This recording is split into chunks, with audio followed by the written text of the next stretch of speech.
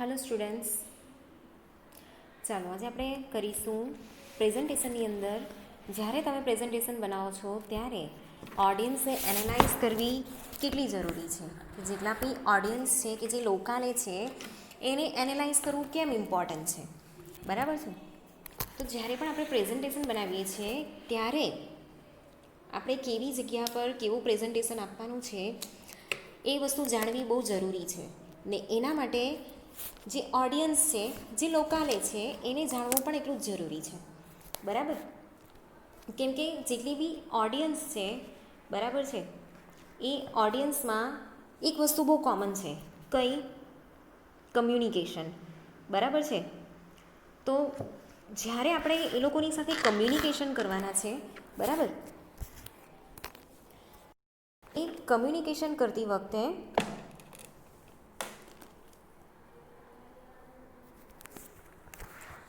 આપણે કેવી રીતે વસ્તુને રિપ્રેઝેન્ટ કરી એ વસ્તુ અહીંયા જાણવી બહુ જરૂરી છે, બરાબર છે. હવે જે પ્રેઝન્ટેશન આપવાના છે એ વ્યક્તિ આપણા ફ્રેન્ડ્સ પણ હોઈ શકે, આપણા દુશ્મન પણ હોઈ શકે, આપણા ક્લાયન્ટ પણ હોઈ શકે, આપણા કલીગ્સ હોય, બરાબર છે, આપણા સુપિરિયર્સ હોય. કેટલીક વાર એવું હોય કે કોઈ અનફેમિલિયર ફેસીસ પણ આપણે અહીંયા ફેસ કરીએ, બરાબર છે. તો જે ઓડિયન્સનો નેચર છે, બરાબર છે, એ અહીંયા જાણવું બહુ જરૂરી છે. એ લોકોના માઇન્ડમાં શું છે એ જાણવું આપણે જરૂરી છે, બરાબર. તો જે ઓડિયન્સના કેરેક્ટરિસ્ટિક્સ છે કે જે નોલેજ છે એ વસ્તુ આપણી પાસે હોવી એ જરૂરી છે, બરાબર. તો જ્યારે જ્યારે આપણે પ્રેઝન્ટેશન બનાવીએ છીએ ત્યારે આપણે આપણી ઓડિયન્સને આઈડેન્ટિફાય કરવી બહુ જરૂરી છે. કેમ કે જે ઓડિયન્સ છે, કેવા ઓડિયન્સની સામે આપણે સ્પીચ ડિલિવર કરવાના છે, એ ઓડિયન્સનો ઇન્ટરેસ્ટ, એ લોકોનું લેવલ ઓફ અન્ડરસ્ટેન્ડિંગ, એ લોકોનો એટિટ્યૂડ્સ, એ લોકોના બિલીફ્સ કેવા છે એ જાણવું બહુ જરૂરી છે, બરાબર. હવે જ્યારે તમે માની લો કે કોઈ કંપનીની અંદર તમારા કલીગ્સને, તમારા સુપિરિયરને તમે પ્રેઝન્ટેશન આપો છો, બરાબર છે. તો તમે ત્યારે કેવી લેંગ્વેજનો યુઝ કરશો? તમે પીપીટી બનાવશો, તમે કોઈ મોડલ બનાવશો, તમે કોઈ ચાર્ટ બનાવશો, ઇંગ્લિશનો યુઝ કરશો, બરાબર છે.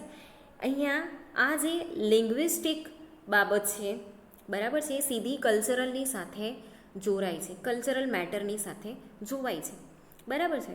તો જ્યારે પણ આપણે કોઈ ફોરેન કન્ટ્રી છે કે પ્રોફેશનલ વસ્તુની અંદર આપણે પ્રેઝન્ટેશન આપીએ છીએ, બરાબર, ત્યારે આપણે ઇંગ્લિશની અંદર કન્વર્ઝેશન કરીએ છીએ કેમ કે આપણને એ લોકોની લેંગ્વેજ ખબર છે, બરાબર. એ લોકોનું આપણે જે કલ્ચરલ બેકગ્રાઉન્ડ છે એ ખબર છે. અને આપણે ત્યાં કેવું છે કે બધાની લિંગ્વિસ્ટિક ને કલ્ચરલ જે મેનર્સ છે, જે બેકગ્રાઉન્ડ છે એ અલગ અલગ છે, બરાબર છે. હવે માની લો કે નાના છોકરાઓ છે, એ લોકો આપણી જે લેંગ્વેજ છે, આપણી જે લોકલ લેંગ્વેજ છે એ સમજતા હોય, બરાબર છે. એ લોકોને ઇંગ્લિશ નહીં આવડતું હોય.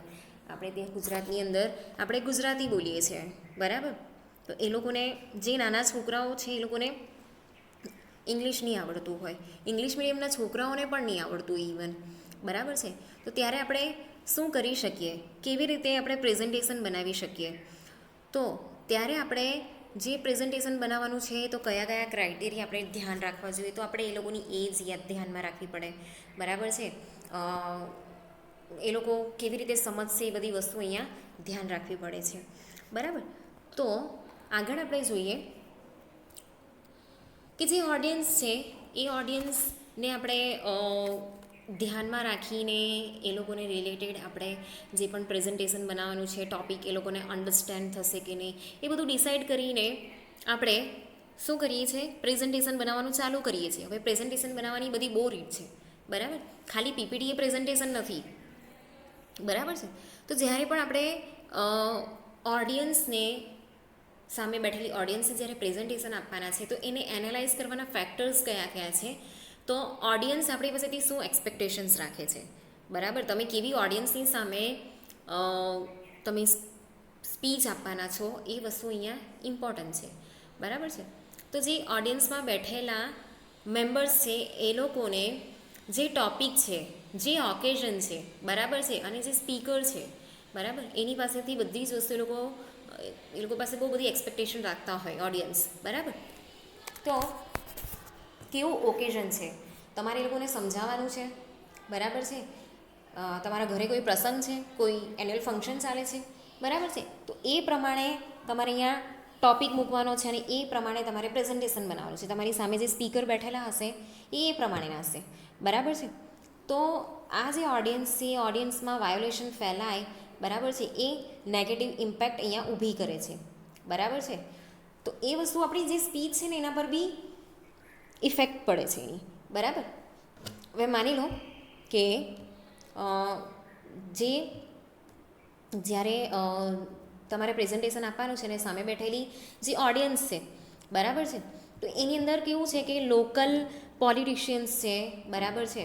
તો એની અંદર તમારે લાઈક પ્રેઝન્ટેશન આપવાનું છે, બરાબર છે. તો આપણે જ્યારે બોલીએ છીએ ને, બરાબર છે, ત્યારે આપણે એ પ્રમાણે બોલવું જોઈએ. જો અહીંયા એક્ઝામ્પલ છે, imagine that a local politician is ask to speak at the memorial service for a beloved former mayor.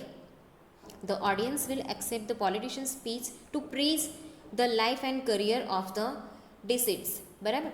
તો જ્યારે આ પ્રકારનું તમારે બોલવાનું છે, બરાબર છે. Presentation is one type of a public speaking, okay. તો આ જે પોલિટિશિયન છે એને કીધું કે ભાઈ જે મેમોરિયલ સર્વિસ આપી છે, બરાબર છે, જે મેયર છે, ફોર્મર મેયર છે, જે મેયર રહી ચૂક્યા છે, તો એમની સર્વિસીસ માટે તમે કંઈ કહ્યું. તો ઓફકોર્સ જે ઓડિયન્સ છે ને એ શું એક્સેપ્ટ કરતા હોય છે કે એ લોકોની લાઈફ અને કરિયર માટે એ લોકો પ્રેઝફુલ રહે, બરાબર છે, એને પ્રેઝ કરે. ચાલો. તો ત્યારે આવી કન્ડિશનમાં ઓફકોર્સ જે ઓડિયન્સ છે એ આવી રીતે આપણી પાસે એક્સપેક્ટેશન રાખતી હોય, બરાબર છે. તો આ રીતે આપણે પોતાની જે સ્પીચ છે એ કેવી રીતે ગોઠવવાની છે આપણને ખબર હોવી જોઈએ, બરાબર છે. હવે નેક્સ્ટ જોઈએ આપણે.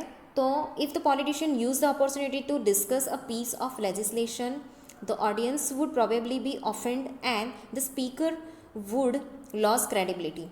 હવે એની જગ્યા પર જે પોલિટિશિયન છે, બરાબર છે, એ બીજી બધી વાતો કરવા માંડે, બરાબર છે. માની લો કે એ લોઝની વાત કરવા માંડે. લેજિસ્લેશન એટલે લો, તમને બધાને બહુ સારી રીતે ખબર જ છે, બરાબર. રૂલ્સ રેગ્યુલેશન્સની વાતો કરવા માંડે તો જે પબ્લિક છે એ શું કરશે, એનો વિરોધ કરશે, બરાબર છે. અને જે સ્પીકર છે એની ક્રેડિબિલિટી પણ અહીંયા લોસ થઈ જશે, બરાબર છે. તો કેટલીક સિચ્યુએશનમાં કેવું થાય કે આપણને જ્યારે બોલવાનો મોકો મળે છે તો આપણે ધ્યાન રાખવું જોઈએ કે આપણે કયા ટૉપિક પર બોલવાનું છે, બરાબર છે. ચાલો. તો હવે આપણે નેક્સ્ટ જોઈએ નોલેજ ઓફ ટોપિક. જ્યારે પણ આપણે કોઈની સામે પ્રેઝન્ટેશન આપવાના હોઈએ તો સામે બેઠેલી જે પબ્લિક છે એ પબ્લિકને પણ એ વસ્તુનું થોડું ઘણું નોલેજ હોવું જોઈએ, બરાબર છે. તો એમાં એવું બની શકે કે એ લોકો પાસે વધારે નોલેજ હોય ને, કેટલીક સિચ્યુએશનમાં એવું બની શકે કે એ લોકો પાસે બહુ થોડું નોલેજ હોય, ક્યાં તો એ લોકોને ખબર જ નહીં હોય, બરાબર છે. તો ત્યારે તમારે કેવી રીતે એને પ્રેઝન્ટ કરવાનું છે કે જ્યારે ઓડિયન્સને એ ટૉપિક વિશે સારું એવું ખબર હોય, સારી એવી નોલેજ હોય, તો ત્યારે છે ને એને બહુ ઓવરલેપિંગ નહીં કરવાનું એના પર, બરાબર છે. એના પર બહુ ડિસ્કસ નહીં કરવાનું, બરાબર છે. પણ જ્યારે પબ્લિકને એનું ઓછું નોલેજ હોય કે પછી એના વિશે ખબર નહીં હોય ત્યારે તમે એને એકદમ વ્યવસ્થિત રીતે એને સમજાવી શકો છો, બરાબર. કેમ કે ઓલરેડી ખબર હોય તો પબ્લિકને પણ ઇન્ટરેસ્ટ નહીં હોય. એ કેવું છે કે મને ખબર જ છે ને, મને ખબર જ છે ને, એવી રીતે કરીને એના પર તમારા ટૉપિકની ઉપર એ ધ્યાન આપશે નહીં, બરાબર છે. તો અહીંયા કેવું છે કે જ્યારે જે પબ્લિકની સામે આપણે જે ટૉપિક રિપ્રેઝેન્ટ કરવાના છે એ ટૉપિક વિશે કેટલું નોલેજ પબ્લિક ધરાવે છે એ પણ આપણે જાણવું બહુ જરૂરી છે, બરાબર. અહીંયા જોઈએ તો if a speaker launches into technical discussion of genetic engineering but the listener are not familiar with basic genetics, they will be unable to follow your speech and quickly lose interest. On the other hand, drastically underestimating the audience knowledge may result in a speech that sound co-descending, બરાબર.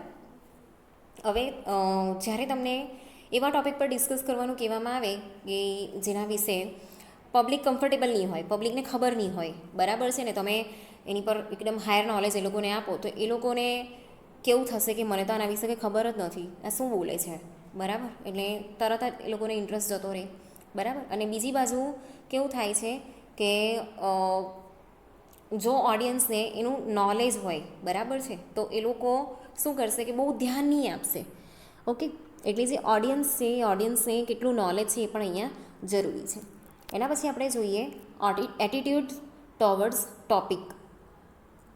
તો જેટલી બી audience છે, બરાબર છે, એના જેટલા બી members છે એનું એટીટ્યૂડ કેવો છે ટોપિક માટે, બરાબર, એ જાણી લેવું જોઈએ. જેનાથી શું થશે કે જે સ્પીકર છે ને, બરાબર છે, એ સ્પીકર નક્કી કરી શકશે કે મારે કેવી રીતે પ્રેઝન્ટેશન આપવાનું છે, મારો જે ગોલ છે ત્યાં સુધી મારે કેવી રીતે પહોંચવાનું છે, બરાબર છે. અહીંયા એક્ઝામ્પલ છે કે આ presenter is trying to convince the community to build a park, બરાબર. A speaker would probably be inclined to spend the majority of the speech giving reason why a park would benefit the community.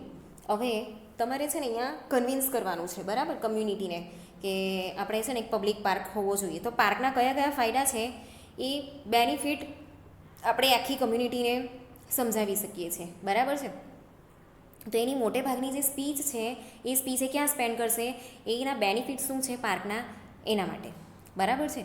તો હવે અહીંયા next જોઈએ કે however if they found out ahead of time and most neighbours thought the park was a good idea but they were worried about safety issues, then the speaker could devote their time to showing them that park users would be safer in the park than they currently are playing in the streets, બરાબર. તો અહીંયા છે ને કેટલાક એવું વિચારતા હોય કે પાર્ક તો બનાવી દઈએ, પછી પાર્કમાં અમારી સેફટી કેટલી, બરાબર છે.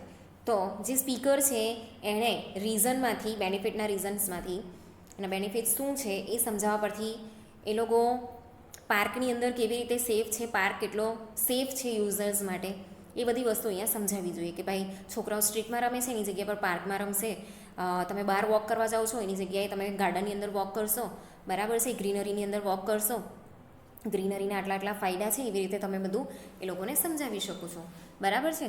એના પછી છે ઓડિયન્સની સાઇઝ. તો આ જે એલિમેન્ટ છે અહીંયા બહુ ઇમ્પોર્ટન્ટ છે, કેમ કે જ્યારે ઓડિયન્સની સાઇઝ તમને ખબર હોય ને, ઓકે, તો પ્રેઝન્ટેશનનું પ્રિપરેશન કરવું પણ થોડું ઇઝી થઈ જાય. તો જ્યારે લાર્જ ઓડિયન્સ હોય ને ત્યારે તમારું જે પ્રેઝન્ટેશન છે ને એને ફોર્મલ બનાવવું બહુ જરૂરી છે, બરાબર છે. ત્યારે તમે બેસીને કે કોમન લેંગ્વેજનો અહીંયા યુઝ બહુ ઓછો કરી શકો, બરાબર છે. પણ જો 10 જણાનું ગ્રુપ હોય ને એની સામે તમે બેસીને પ્રેઝન્ટેશન આપવાના હોય તો તમે બેસી શકો, તમે કોમન લેંગ્વેજનો યુઝ કરી શકો, બરાબર છે. પણ જ્યારે 1000 લોકો હોય, બરાબર છે, તો ત્યારે તમારું પ્રેઝન્ટેશન જે છે એ બહુ ઇફેક્ટિવ હોવું જોઈએ. ત્યારે તમે બેસીને લોકલ લેંગ્વેજનો યુઝ કરો તે નહીં ચાલે. ત્યારે તમારે શું કરવાનું છે, લાર્જ ઓડિયન્સ છે તો એની સામે તમે માઇક્રોફોનનો યુઝ કરો, ઊભા રહીને વાત કરો, વોક કરીને વાત કરો, એ લોકોની સાથે આઈ કોન્ટેક્ટ રાખો, બરાબર છે. તો તમારી પાસે જે આ પ્લેટફોર્મ મળેલું છે એને કેવી રીતે યુઝ કરવાનો એ પણ એટલો જ જરૂરી છે, બરાબર છે. એના પછી આપણે જોઈએ ડેમોગ્રાફિક્સ. આ જે વસ્તુ છે એ પણ એટલું જ ઇમ્પોર્ટન્ટ છે, બરાબર છે, કે તમે કેવા ઓડિયન્સની સામે, કેવા એજ ગ્રુપની સામે, કેવા જેન્ડરની સામે, કેવા રિલિજિયનની સામે, કેવા એથિકલ બેકગ્રાઉન્ડ્સ છે લોકોના, class, sexual orientation, occupation, education, બધી જ વસ્તુ અહીંયા આપણે જાણવી બહુ જરૂરી છે, બરાબર. મેં તમને નાના છોકરાઓનું એક્ઝામ્પલ આપેલું કે તમે તમારી પ્રોફેશનલ લાઈફની અંદર કે કોલેજની અંદર તમે ઇંગ્લિશની અંદર પ્રેઝન્ટેશન આપો છો, બરાબર છે. પણ તમે કોઈ નાના છોકરાઓની સામે કોઈ વસ્તુ તમારે પ્રેઝન્ટ કરવી છે તો તમે ઇંગ્લિશનો યુઝ નહીં કરી શકો, પીપીટીનો યુઝ નહીં કરી શકો. એની જગ્યા પર તમે એક એજ ડિફાઇન કરી લીધી છે કે નાના છોકરાઓ છે, કિડ્સ છે, બરાબર. હવે જેન્ડરમાં ગર્લ અને બોય બંને છે, રિલિજિયન બી બધા મિક્સ છે, બરાબર છે. એના પછીની બીજી બધી વસ્તુ બહુ મેટર નથી કરતી. હા, એ એજ્યુકેશન રિલેટેડ છે, બરાબર છે. તો ત્યારે આપણી પાસે એક વસ્તુ ડિફાઇન થઈ ગયું કે નાના છોકરાઓ છે, ગર્લ બોય મિક્સ છે, બરાબર. રિલિજન અહીંયા મેટર નથી કરતું, અહીંયા વધારે મેટર કરે છે એજ્યુકેશન, બરાબર છે. તો તમે કેવા પ્રકારનું પ્રેઝન્ટેશન બનાવશો, તો એની અંદર તમે કાર્ટૂન લઈ આવશો, સોંગ લઈ આવશો, મ્યુઝિક મૂકશો, બરાબર છે. તમે જે સોંગ છે સોંગ પર તમે ડાન્સ કરશો, બરાબર છે, તો એ બધી વસ્તુ એ લોકોને વધારે ગમે. સ્ટોરી ટેલિંગ તમે કરશો, તો પ્રેઝન્ટેશનની અંદર સ્ટોરી ટેલિંગ કરશો. તમે એક વિડીયો બનાવશો, વિડીયોની અંદર કાર્ટૂનનો યુઝ કરશો, પછી એની અંદર સોંગ આવે, સ્ટોરી કહેતા હોય, બરાબર. તમે યુટ્યુબ પર વિડીયો જોવો છો જેની અંદર જ્યારે સ્ટોરી કહેવામાં આવે ને તેની પાછળ છે ને કાર્ટૂન હોય, બરાબર.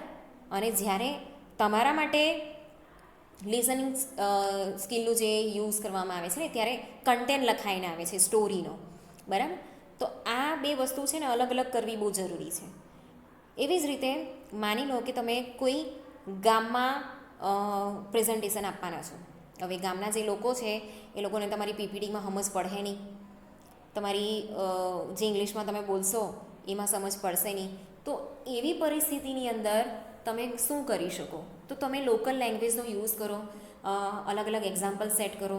એની અંદર છે ને તમારે છે ને ડેમો લઈને જવાના હોય, બરાબર છે, કે મારી પાસે આ વસ્તુ છે, આ કરવાથી આ થાય, તમે ટેબલ ગોઠવી દો, એના પર તમે અલગ અલગ તમારા ડેમો ગોઠવી દો, બરાબર છે, કોઈ મોડલ ગોઠવી દીધું તમે. તો એવી રીતે તમે એ બધી વસ્તુનું યુઝ કરી શકો, બરાબર છે. માની લો કે મેડિકલની કોઈ વસ્તુ છે, બરાબર છે, તો એની રિલેટેડ તમે બોટલમાં બધા લિક્વિડ ભરીને લઈ જઈ શકો, બરાબર છે. પછી તમે એની અંદર શીખવાડી શકો. બીજી વસ્તુ, માની લો કે કોઈ સોશિયલ સિક્યોરિટી એટલે કે તમારે પબ્લિકને જાગૃત કરવાનું છે કોઈ ટૉપિક પ્રત્યે, તો એની અંદર તમે ગ્રુપની અંદર કોઈ ડ્રામા ક્રિએટ કરી શકો છો, બરાબર છે. એ ગ્રુપમાં તમે ડ્રામા કરો એટલે એ લોકોને ખબર પડે કે હા આ વસ્તુથી આ થાય છે, બરાબર છે. પછી એવી રીતે તમે બીજી વસ્તુ એ કરી શકો કે એક પ્રોજેક્ટર ગોઠવી દીધું, બરાબર. આ બધી સુવિધા આપણે લઈને જવી પડે ત્યારે. તો પ્રોજેક્ટર ગોઠવી દીધું, પડદો ગોઠવી દીધો, અને પછી તમે એ લોકોને એક મૂવી ટાઈપ બતાવો, એક વિડીયો બતાવો, શોર્ટ ફિલ્મ બતાવો, પણ એ જ લેંગ્વેજમાં હોવી જોઈએ, બરાબર. તો એને રિલેવન્ટ બધી વસ્તુ અહીંયા હોવી જોઈએ, કેમ કે ગામના લોકો છે, ઓકે. હવે એવી જ રીતે તમે ફોરેનમાં પ્રેઝન્ટેશન આપવાના છો, તો એમાં તમારે બહુ જ ફોર્મલ રહેવું પડે, ઓકે. તો આ જે બધી ડેમોગ્રાફિક ઇન્ફોર્મેશન છે એ હિસાબે આપણે પ્રેઝન્ટેશન બનાવીએ તો અહીંયા બહુ સારું આપણે કરી શકીએ પ્રેઝન્ટેશન, બરાબર છે. એના પછી છે સેટિંગ્સ. તો the settings of a presentation can influence the ability to give a speech and the audience ability and desire to listen. Some of the factors are the setup of the room. મેં તમને પહેલાં જ કીધું કે અલગ અલગ જગ્યા પર તમારે કેવી રીતે આપણે પ્રેઝન્ટેશન આપવાનું છે, બરાબર. તો મેં આ ગામમાં કીધું કે તમે ગામમાં પ્રેઝન્ટેશન આપવાના છે તો ત્યાં પ્રોજેક્ટર હશે નહીં, બરાબર છે. તો એના માટે તમારે પ્રોજેક્ટર લઈને જવું પડે, પડદો લઈને જવો પડે, ત્યાં એવો રૂમ શોધવો પડશે તમારે, ઓકે. તો રૂમની અંદર સેટઅપ કેવું છે, બરાબર છે, ઓડિયન્સને આપણે કેવી રીતે અરેન્જ કરી શકીએ એમ છે, ટાઈમ, દિવસ, ટેમ્પરેચર, બરાબર છે, એક્સટર્નલ જે નોઇઝ હોય છે એ, બહારનું ટ્રાફિક જે છે એ, બરાબર. એ બધી વસ્તુ જે છે અહીંયા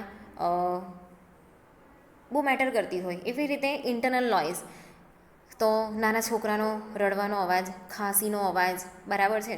ટાઈપ્સ ઓફ સ્પેસ, કોઈ સ્કૂલનો રૂમ હોઈ શકે, આઉટસાઇડ બી હોઈ શકે, કોઈ ઘર હોઈ શકે, બરાબર છે.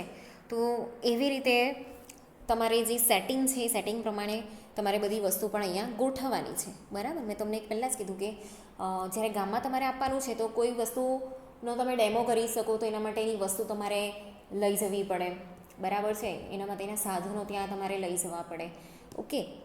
તો આ રીતે તમે આખું જે પ્રેઝન્ટેશન છે એમાં આ બધી વસ્તુનું ધ્યાન તમારે રાખવું જોઈએ. તો પ્રેઝન્ટેશન એટલે ખાલી પીપીટી બનાવી નહીં, હું હજુ પણ કહું છું, બરાબર. તો એઝ અ સ્પીકર તમારે આ બધી વસ્તુનું બહુ ધ્યાન રાખવું પડશે, બરાબર છે. હવે આગળ આપણે જોઈએ તો while these issues may appear minor compared to the content of the speech and the makeup of the audience, these foreknowledge will soothe nerves, assist in developing eye contact, and ensure that the appropriate technology, if necessary, is available. તો જેટલી બી વસ્તુનો આપણે જરૂર હોય, ટેકનોલોજીનો આપણને જરૂર હોય એ ત્યાં અવેલેબલ હોય તો એનાથી શું થાય છે કે આપણે સારી રીતે પ્રેઝન્ટેશન આપી શકીએ છીએ. પહેલેથી આપણે નોલેજ છે બધી વસ્તુનું, ઓડિયન્સનું છે, બરાબર છે, કઈ લેંગ્વેજમાં બનાવવાનું છે, કેવી ઓડિયન્સ છે, કેવા એજ ગ્રુપની છે, તો એનાથી આપણે સારી રીતે વસ્તુને પ્રેઝન્ટ કરી શકીએ છીએ. બરાબર છે. ચાલો હવે આગળ જોઈએ. Take into account the way that the setting will affect audience attention and participant.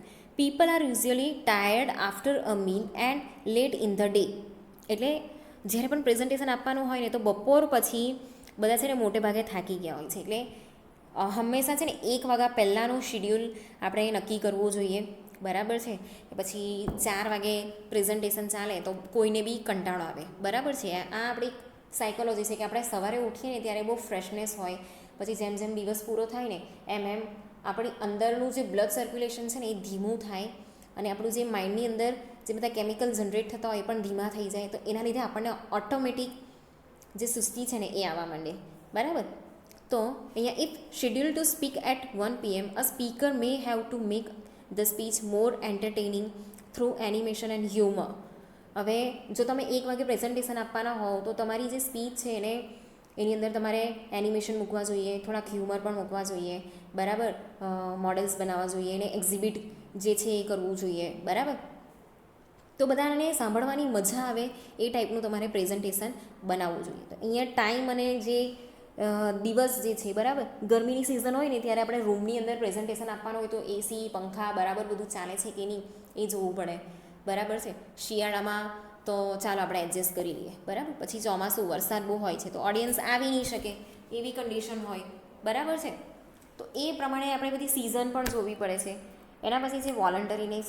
Audience are either voluntary, in which case they are genuinely interested in what a presentator has to say, or involuntary. કેટલીક situation એવી હોય છે કે બધાને આપણે જબરજસ્તી પકડીને લાવવા પડે છે કે તમારું પ્રેઝન્ટેશન છે, તમારે આપવાનું જ છે. ઓકે. જ્યારે કેટલીક સિચ્યુએશન એવી છે કે ઓડિયન્સ છે ને એ વોલન્ટરીલી તમને સાંભળવા આવે છે, ખાસ કરીને જે પબ્લિક સ્પીકર છે, મોટિવેશનલ સ્પીકર છે એ લોકો. બરાબર છે. પણ કેટલીક કન્ડિશનમાં કમ્પલસરી આવે છે. જ્યારે તમારે ઓફિસની અંદર પ્રેઝન્ટેશન આપવાનું છે તો જેની સામે પ્રેઝન્ટેશન આપવાનું છે તો એ લોકોએ ત્યાં હાજર રહેવું જ પડે. બરાબર છે. તો આવા પ્રકારની સિચ્યુએશન પણ ઊભી થાય છે. તો જ્યારે તમે પબ્લિકની અંદર સ્પીકિંગ કરતા હો તો તમારી આગળની જે બધી સ્પીચ છે ને એવી રાખો કે જે અટ્રેક્ટિવ હોય. બરાબર છે. જેની અંદરથી ઓડિયન્સને કંઈ શીખવા મળ્યું હોય તો એના પછીની જે નેક્સ્ટ વસ્તુ છે, બરાબર છે, એમાં ઓડિયન્સને મજા આવે, એ લોકો વોલન્ટરીલી આવે. બરાબર છે. ઇગોસેન્ટ્રિક.